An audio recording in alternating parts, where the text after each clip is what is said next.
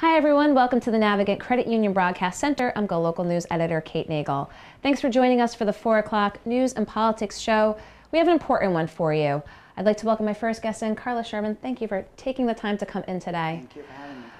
Carla started Jace the Healer Foundation after her son passed away to raise awareness to prevent childhood drowning. Now, there was an incident this week, a 3-year-old in Woonsocket, Jasper, passed away after getting into the pool of a neighbor. And you've been a strong advocate with the foundation, letting folks know both how to make pools safer and how to keep kids safer. So let's talk a little bit. I mean, every time you hear of something and people call you and say, you know, what can we do? You've got the foundation. You try to let folks know, and you had that on Facebook about what needs to be done. Let's talk with pools. Pool owners should always have a fence around their pool. The gate should always be self-latching, so if you were to open it and forget to close it, it would close by itself. You can't have it ever to be accessible. A little closer to me over here. You can't ever have it to be accessible to children. Even if you don't have children of yourself, because there's, like, for example, what happened the other day. There's kids in the neighborhood who see a pool, they're enticed by it. This one in particular has a slide. They turned their back for 1 minute outside working on a car, and the little boy just took off. Another thing is, you know, we try to create awareness that when a child goes missing, especially one with autism, you want to make sure that you check the water first, always, the closest beach, the closest pool. Because when the first responders came, they immediately said, oh, well, he was, you know, look in the house. Maybe he snuck off and went into the house. So they looked everywhere in the house. They couldn't find him, and the whole time he was in the pool next door. But it's not on somebody's mind all the time. Drowning is not like a thing that happens all the time here, that's for one. And for two, even all of us that think we're great parents, we feed our kids organic food, you know, we make them wear a helmet, they keep their car seats on, but you don't think of that, and it just happens just like that so fast. And it's, as you said, water's enticing to kids, and a slide is enticing to kids. And as you said, it's so important if you're a pool owner that if you don't have kids, if there's, you know, whether there's kids in the neighborhood or not, there's going to be some instance where a child is likely going to be around the pool. Absolutely. And so let's talk a little bit about the foundation. You were just in Florida this week with other families looking to raise awareness around this. Again, I mean, can you get this message out enough?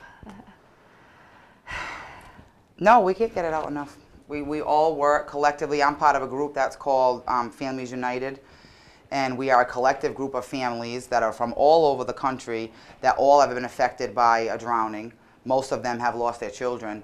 And because we felt like we were good parents and thought we did everything right, and feel like, how could this happen to us? So we turn that grief into something positive and try to spread it to everyone else. And unfortunately, when things like this happen, we all are impacted every time you hear a child drowning, but when it happens in the state that you're advocating in, it really hurts a lot. And you heard from Jasper's family in Woonsocket. You started a GoFundMe page to help them. We'll have that link up as well. Let's talk a little bit about swimming as well. I know you just met with someone from the JCC. There's another piece to it as well to try to help very young kids learn how to swim. So let's talk about that piece of it. The foundation is in the middle of working on a project where we want to launch water safety, in efforts with our water safety awareness. We want to launch a prescription swimming lesson. So a doctor would have, you know, a rack card of some water safety tips, pool safety tips, and on the back some resources on where you can go. Okay. So I just came from a meeting with him because he runs an excellent program. He starts swimming lessons at 2 months of age. 2 months. With the kids, he's just telling me, with the kids that have their clothes on, he teaches them to swim with their clothes. So we don't necessarily call it swimming, right? Because obviously a 2-month-old or a 6-month-old can swim.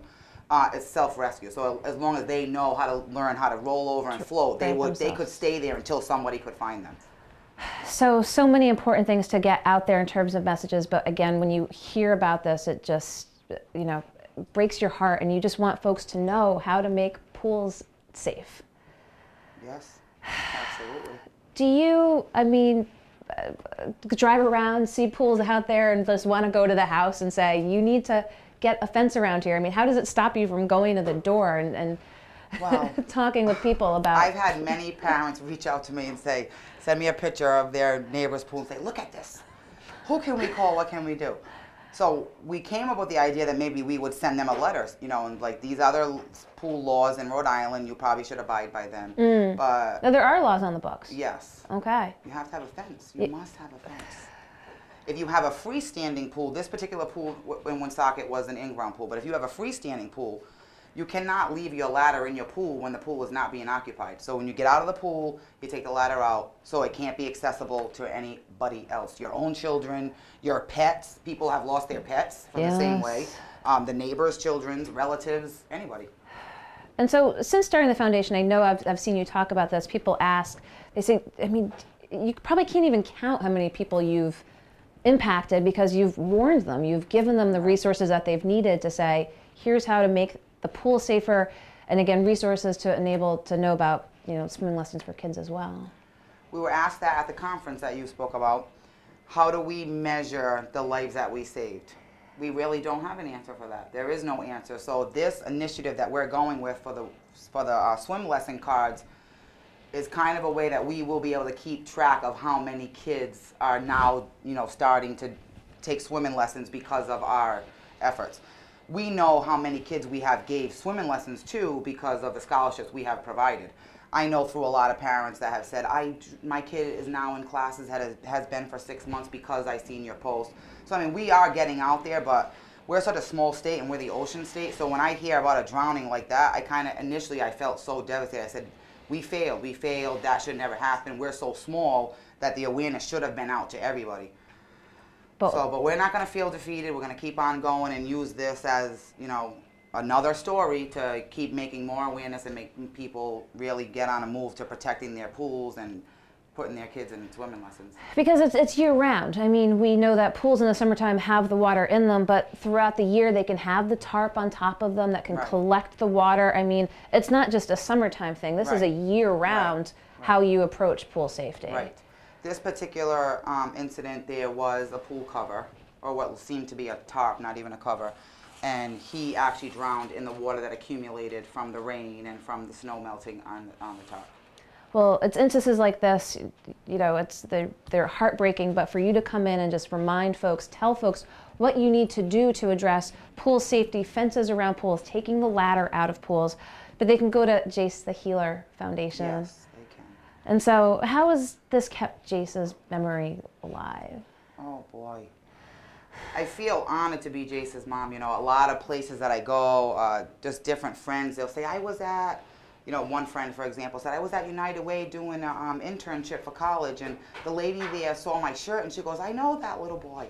I seen him on Facebook. You know, that makes me feel good. Yesterday I was driving, and I saw a street sign. It said Jasper Street, and I'm like, I drive by here every day. I never seen it. I was like, oh, you know. Jasper. I feel good. I feel good that I'm able to turn something positive out of what happened to my son, because it was unnecessary. It's absolutely preventable. Drowning is absolutely preventable. If you spend time and money to search and research for a proper car seat, why can't you do that for swimming lessons or for a life jacket for your kid? It's just as necessary. Well, Carla, I so appreciate you coming in today to talk about this. It's so important for folks to know about. Again, we'll have those links, the GoFundMe for Jasper and for the family. It's up to over $7,000 already. Again, it's wonderful. They need the help. It's wonderful. As you said, this is preventable. We're giving you the information that you need. We'll have the link to the Jace the Healer Foundation as well, because you do so many things throughout the year. Yes, we have a yearly community event where we give out a bunch of life jackets. We have CPR demonstrations. We've also offered CPR trainings with some of the funds that we raise. One of the girls actually has a success story that attended our class. She saved someone's life in a gym who was dying of a heart attack. After having gone to the CPR class? Yes. Unfortunately, afterwards, the woman did end up passing away, but she did save her life for the meanwhile. I mean, CPR is extremely important, as well as keeping your pool safe. We will have the link up for all the measures that you can take to be aware and safe. Well, I appreciate your taking the time to come in today, Carla. Carla Sherman with Jace the Healer Foundation. Again, we'll have those links up as well. Very important in light of the recent events of this past week. So Carla Sherman, thank you so much for taking the time. I'll let you go around the corner. Don't go anywhere. We'll be back with our next guest here in the Navigant Credit Union Broadcast Center.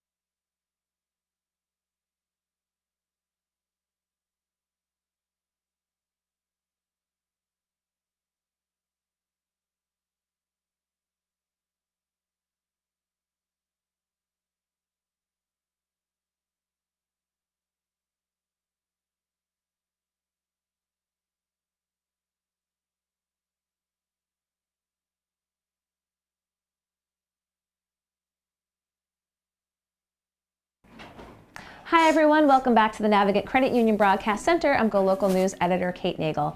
Thanks for joining us for the Wednesday 4 o'clock news and politics show. I'd like to welcome in a familiar face, Bob Wickham, GoLocal columnist. Thanks for joining us today. Thank you very much. Nice to be here. Well, I'm glad to have you in. We started off with a very powerful guest. There was a child drowning this week in Woonsocket, a 3-year-old. Carla Sherman, who lost her son Jace, has a Jace the Healer Foundation. She just wants folks to know about water safety, everything you can do to prevent drowning. So please take a look at the segment if you didn't catch it earlier. It's easy to happen. Even I swim most days for half an hour, and you know, it's easy for the lifeguard to look aside. We've seen it happen they go here. Under. Even good swimmers, so they have a heart attack or something and drown. Well, we wanted to bring it to folks' attention here, but having you in the studio, we always talk about the latest in news and politics. Let's start with D.C., the FBI raid. Does Mueller make it? Well, yeah, I think, you know, Mueller is a very methodical guy, very secretive, very methodical. And this is an extraordinary thing, of course, because, you know, Trump, is not always to be believed, to say the least. He's complaining this is a heinous violation of client-attorney relationship. There's actually a proviso in the criminal laws, both at state and federal, in which if there's probable cause to think that a crime has been committed, that the attorney either has been involved in himself or it knows about, then you can get a court order. Remember, this all has to go through the courts. This doesn't just blithely happen. So Rosenstein, who's the Deputy Attorney General, basically in charge of the Mueller, Russia, Trump imbroglio, threw over to the FBI office, or rather, more precisely, to the U.S. Attorney's Office of the Southern District of New York, which, as you know, is the most powerful and important district of all U.S. attorneys, and basically threw it over them to make a decision, and they thought they had probable cause to go after Mr. Cohen, who's been known for many years as President Trump's fixer. What I had to think, Cohen is a ruthless character, but obviously no dope. He couldn't be a dope if he wanted to keep Trump happy. I would be very surprised if a lot of this stuff did not mysteriously, you know, it was an accident. I tripped, I was on the Staten Island ferry, and it fell into New York Harbor, or, you know, I decided to take up smoking again, and there were some documents out, it all went up in flames. So, I did see some photos of him emerging either from a dinner or someplace, you know, looking very happy, looking very... debonair, But, you know... so I don't know how much of this stuff is actually there. I don't know. But we did see Trump's reaction with his military advisors. Frenzied. Just blow up. And we oft say in the business, thou doth protest. Well, that's the thing, Kate. I think in anybody, not just Trump, if he has nothing to hide, including his relationship with Mr. Cohen, then why is he so upset? If he has nothing, if he hasn't done anything wrong, why is he so splenetic? Why is he always talking about this case in utterly inappropriate settings, such as, you know, they have the Prime Minister of Latvia or somebody sitting next to him, and then he launches just to attack on Mueller and company. I mean, it's very strange. I've never seen anything like this in previous presidents of either persuasion. It's a fascinating situation. I assume that Mueller thinks there's probable cause for all this stuff. And we also... so does the magistrate. We have been seeing, saw Sarah Huckabee Sanders address the press regarding Mueller. Do you think the president's trying to drum up a case for ultimately trying to dismiss Mueller? Well, I obviously would like to dismiss Mueller or have Mueller, fall off a Staten Island ferry, whatever. I think he'd like to do that, and I think he may feel that he's running out of time to do it, because if the Democrats take back the House of Representatives in the fall, that would become extremely difficult. So I wouldn't be surprised if he did do it. And I think the current version of the Republican Party in Congress is so generally supine, they would probably just sort of not say anything and let him do it. But it will certainly be a firestorm. He ain't going to be impeached unless and until the Democrats take Congress. because it's not the kind of uniformity of opinion against him as there even was among the Republicans against Nixon when all that stuff came out. You've heard, you know, the 18-minute gap on the tape and all that. I covered that a little bit. I was writing little stories about it in the Wall Street Journal. And there was a unanimity of belief toward the end, yeah, he's a crook, he's got to go. So they all marched up to the White House and told him to go away. This is the Republican leader, Barry Goldwater. Yes. But they had more independence then, and the Republicans are terrified, in Congress, are terrified of Trump's base, who are frenzied and fanatical. So, well, one of the interesting points I had spoken with Jennifer Lawless at American was she's no dope. pointing out the parallels between, there's you know, some talk by some, well, it's just a sex scandal, it's just Stormy Daniels, and then when you find the smoking gun, this kind of seems Clinton-esque. Yeah, I mean it's I mean the sex scandal. I mean, as interested in sex as anybody else, but this really is not the issue. The issue is whether it's a violation of campaign finance laws, you know, blackmail, threats, and stuff like that. The sex, which sounds pretty tawdry and pathetic, is really minor. It's all about, well, as they say, it's all about the cover-up. It's all what leads to something else. Yeah. So let's stick in D.C. for a little bit, Bob, and talk about the Facebook founder and CEO up on the Hill. Did you catch any of his testimony? A little bit of it, Kate. I thought he did a pretty good job. You're very aware of his extreme youth. I'm glad he reminded everybody the thing was invented in his dorm room. I was a bit irritated, having met a few other people kind of in that orbit, that he said, you know, it was all his invention. As you know, it wasn't. There were a bunch of people involved, all working late at night, as we know. And I thought he did a good job, and he managed to evade promising to do the one thing that would stop a lot of this, which is, you know, as soon as you sign up for Facebook, big sign, this is how you can opt out of them using your data. No, did you hear anything like that? Did I miss that? He was a very skillful. So he doesn't want to change his business model, which takes sucking all the ad revenue from every place else. Very skillful at ducking and weaving.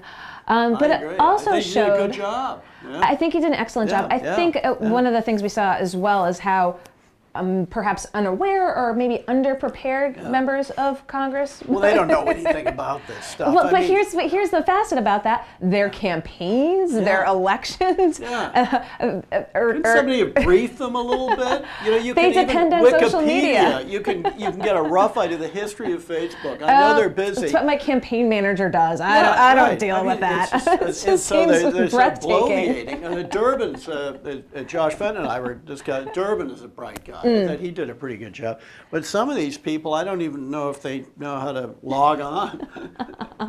So speaking of computers and speaking of both social media and the use of email, GoLocal did unveil today a political-minded email coming from the North Providence Mayor's office to a news publication. Again, there's ordinances and laws in place. At federal level, too. Federal, state, local. Regarding that. They ignore it all the time. So why do we have laws in place? Well, you've got to be willing to enforce them. To enforce them, you probably need a few more people. You asked me the other day, what about, you know, the bad behavior of people toward children, the protection of children? Unfortunately, you have to hire more people to monitor it.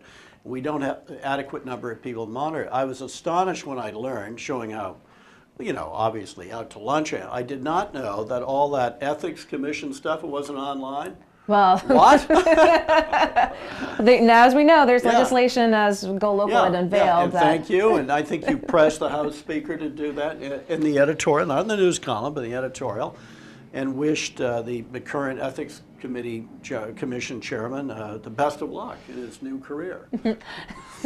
So, we did press on that issue here, so it was, you know, it was interesting. Well, one of the things too is that Mayor Lombardi did say during the election campaign last year he was going to put an ethics commission for the town in place, which has not been done. So you talk about who's going to oversee it. Well, that would have been the Providence, place. which has a colorful history when it comes to ethics, very colorful.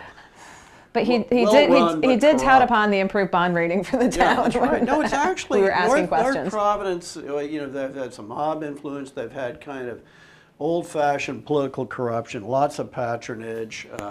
You know, a lot of funny stuff. But the paradox of North Providence, to some extent Cranston too in the past, I think the current regime is pretty honest, has been that it's actually a fairly well-run town. Good, you know, moderately good schools, recreation department is good. The trash is picked up. You know, it's actually pretty well run. So, I mean, would you say to when the mayor said you're just being negative? I mean, should the press not poke around us? No, it shouldn't be doing that. And you know, there's a rule in Washington you're probably aware of, for example, that kind of is in this general area where you know, dialing for dollars, the congressman and the senator, they can't do it technically from the Capitol building, as you've worked down there. They're supposed to go over to like K Street and do it from there. There's an office. Rent offices. There's an office here on Waybossa. I see elected officials dialing for dollars, coming in and out. And they aren't supposed to do it from the State House, right? Technically, they can't do it from where they are, and there are some places here that I see them doing so. So the firewalls are there for a purpose. You're not supposed to be politicking on the taxpayer dime. You're supposed to be governing. But instead, they spend 2/3 of their time raising money, and part of that's in a way, the media's fault, because to get elected now, you need vast quantities of dollars to go on television and so on. So dialing for dollars. Yeah, that's right. So I saw that you came out with your cheat sheet here of what we're looking at here. Well, possibly sort this of weekend. odds and ends. Yeah, the interesting story. I think you guys have had something on it, but I'll go review. I've been kind of in and out of town lately, as you know.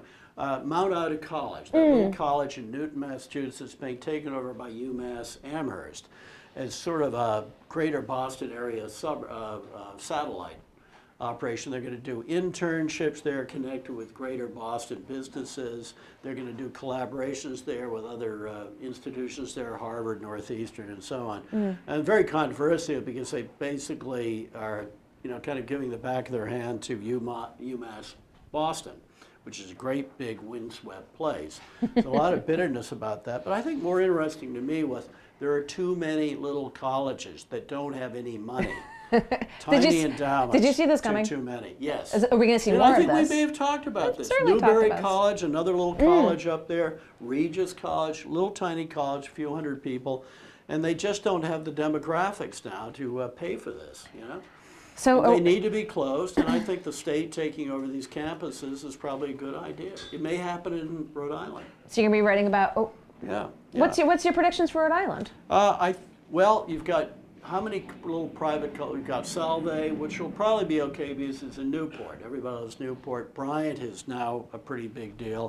What else do we have? Roger Williams in Bristol. Maybe, you know, I think they may be under some threat over the next 10 years, given the paucity of, you know, of full freight-paying students. So you're going to write on education? Yep, I'm going to write about education, and I'm going to write about, let's see, what did I say?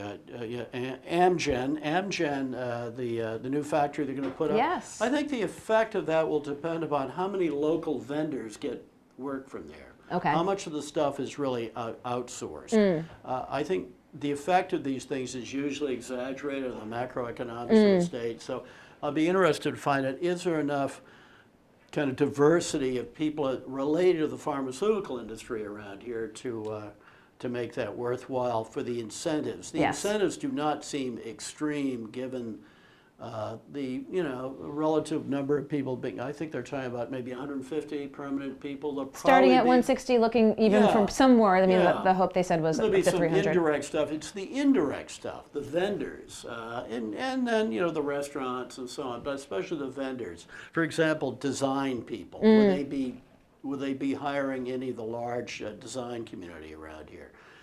The deal itself, as much as I'm skeptical about these deals, these tax incentives, doesn't seem extreme. I've heard a lot worse deals. So you're going to be writing on the education industrial complex, the pharmaceutical industrial complex. And I want to write a couple of other things. There's a plan for Uber to buy this bike service, electric bikes. So Uber is going to get into the bike business, which could be pretty exciting considering Uber's history. So I think that's good if these are electric bikes. If it gets more people out of the cars. I mean, Uber is a hell of a marketing operation, so this could be good for, you know, for travel and for producing car vehicles. I hope there won't be more the sort of scandals we're familiar with, but I mean. But if it's Uber bikes, you're not being. Unless a bicycle built for two, and the first person is an Uber employee turns out to be a pervert, something like that. No, there's nobody that could driving the happen. Uber bikes. Yes, no one, well, I don't know, two-man, three-man bike, that could be a problem. But if not, I think it'll be a great thing. And another thing which will probably get me in some trouble commenting on this, I think probably kind of a nasty guy called Kevin Williamson, who is against abortion, which obviously many people are, but he thinks that women who have abortion should be hung by the neck until they're dead.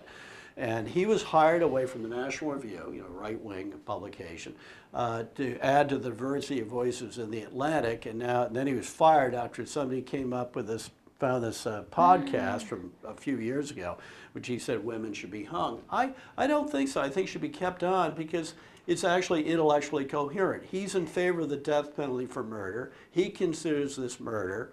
So he's going to say that. So as you said, disagree to say the least. But but from the purely it's coherent. It's intellectually academic. coherent. He's no dope. He's a good writer. And I don't think he was just being provocative. This is, as you probably may have read, this turned into quite a storm. But he's intellectually coherent. He thinks this is murder, and therefore, murderers should be murdered. You can read that this weekend in Bob Wickham's column. Yeah. So I appreciate anything else you want to hit on? Yes, Yeah, okay. actually, it just goes on and on and on. Yeah. I love it. A couple of things, just very quickly. I noticed that Vermont has finally passed rather stringent gun control rules, and Vermont's very much a gun state. It's rural, hunters. The Republican governor backed this thing, Phil Scott, whom I've met, a nice guy, rather conservative Republican. But this shows you how things have changed with the school shootings. Even in a rural state, there was pushback, obviously, from the gun lobby, but they did get this through. This may presage this kind of thing happening in other gun states. The other thing is the infamous Fane skyscraper. You're going to writing on the skyscraper. Yes, it's behind us. And I'm not against the height of that at all. I think if it were 110 stories, I'd be in favor of it if the design is okay. I mean, it'd be great if it looked like the Chrysler Building instead of some, condo high-rise in Abu Dhabi, which is what I'm afraid of. So it's going to be all about the design. Yeah, and if you could go all the way down to the end of Narragansett Bay and look north and see it, I think that would really neat. If you could see There's a real city there. No, seriously, which you could. Well, if it's 45, 50 stories high, you probably could. We'll keep an eye on the Fane Tower and more, but be sure to read Bob Wickham on GoLocal this Sunday, every Sunday, and catch him here in studio when he's back. Bob Wickham, I appreciate it. Okay, don't go anywhere. We'll be back with our next guest here at the Navigate Credit Union Broadcast Center.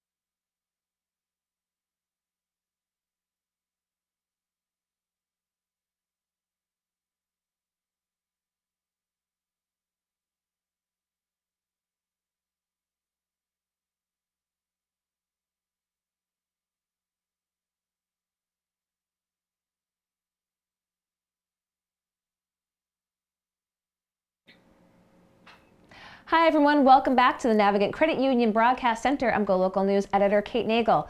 Thanks for joining us for the 4 o'clock news and politics show. I'd like to welcome my next guest on, Fabia Mendoza. Thank you for joining us to talk about your film, White House. It's going to be screened here in Rhode Island at the very first Rhode Island Black Film Festival this coming weekend. but you've been around the country with this film about the Rosa Parks house. We've had a few folks here in studio talking about it. Talk with us about the film, and let's talk about the reaction that it's gotten. You just got a big award at the Beverly Hills International Film Fest. Yes, I got it the other day. It was very unexpected, but I'm very happy about it. I think the movie is important to accompany the project because it really gives an insight how this project came to happen. So it's not really telling the story about the Rosa Parks house exclusively, but it gives a little bit an idea how this project came to happen. And many people ask themselves, how did Ryan, as a white guy, get involved with this monument and stuff like this? So I hope that my can answer some of this question. And as I mentioned before, we had folks in because it's not, as you said, just the house. It's how the project came to be, from the house being in Germany, coming back over here. And tell us, when you go and you have these screenings and people come up to you after they've seen it, what's the feedback that you get from folks in addition to the accolades that you've gotten on the film itself? I tend always to do a QA after the movie because it's a movie that raises also a lot of questions. Of course, I'm very highly involved into the project, and so I'm very close to Ryan, but still I try to make a movie that documents a little bit the whole process, and especially his first project that he was involved in that was called the White House, which was the very first project that he was taking a house over from Detroit to Germany, and we didn't plan to do anything political at the time or anything about black and white or race relations. He just wanted to reconnect with his country and his own identity, and so he walked into this like battlefield of racial tensions, and you can really see like how it happens, and also the controversial press that the project got. And I think it can tell a lot of issues about white privilege, about the white savior complex. It can teach us a lot about how blind some people, like including myself, walk into these places without having a real knowledge about what it means, and how open and deep the wound is still for many black folks here, the fear of being exploited. But I also say, and all the time, I really want with this movie to show that Detroit is not a city that can be reduced only to its ruins. And that is something that I really take to heart. It's a city that is full of musical legacy. The people that I met there were so warm-hearted, embracing, open, such amazing talent in the city. So that was really what I wanted to show with the movie, and that's what the feedback that I always get is that, wow, Detroit, amazing, like must be amazing city, and this is what I hope to transport.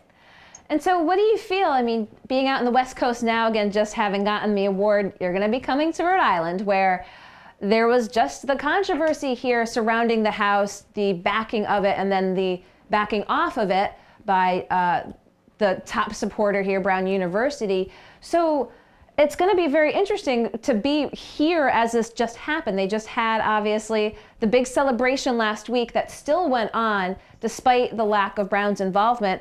But I mean, you're still walking into something that's still very fresh here for folks. So, I mean, what's your thoughts being here in Rhode Island this coming weekend? I'm curious to see. I hope many people will come and watch the movie. I hope I also like changed my whole plans. I wasn't supposed to be there again, but I said like, I think it's important that I'm there for QA after the movie. So I invite everyone who is like, what is going on there, or has questions or strong feelings. I encourage them all to come out, and I will be available for QA after the movie. I hope that I can answer most of the questions if I can. Of course, I don't know everything. Yeah, and then I will be open to all the questions. Very good. Excellent. And after this movie, you're going, oops. Looks like that we might have just ended the call earlier with Fabia Mendoza. Appreciate her taking the time to Skype in to GoLocal Live. Again, this pertained to the Rosa Parks house, which is currently, again, there was the display last weekend at the Waterfryer Art Center. So this film has been receiving awards around the country, just received a film award at the Beverly Hills International Film Festival. Fabio Mendoza will be here in Rhode Island this coming weekend. We'll have more information on the Rhode Island Black Film Festival, all the activities taking place, so check that out on GoLocalProv.com. Appreciate her taking the time to Skype in. We appreciate her taking the time to tune in to Go Local Live. 3 o'clock was The Taste with Rick Simone. It was all things new in the dining scene here. Be sure to check that out. And then 4 o'clock, very important segment on childhood, preventing childhood drownings. That was Carla Sherman, came in to talk following the death of a 3-year-old little boy in Woonsocket this week. She is involved with the Jace the Healer Foundation for her son who passed away, telling folks about water safety, what they need to do for pool safety, also swimming opportunities for youth. And want to thank, of course, Bob Wickham, Go Local columnist, for coming in as he does every week, and you can read him each Sunday. So we'll see you tomorrow at 3 o'clock at the State House for Go Local Live, and then 4 o'clock back here in the studio. We appreciate your watching. We wish you all a good Wednesday evening. We look forward to seeing you tomorrow. I'm Go Local News editor Kate Nagel.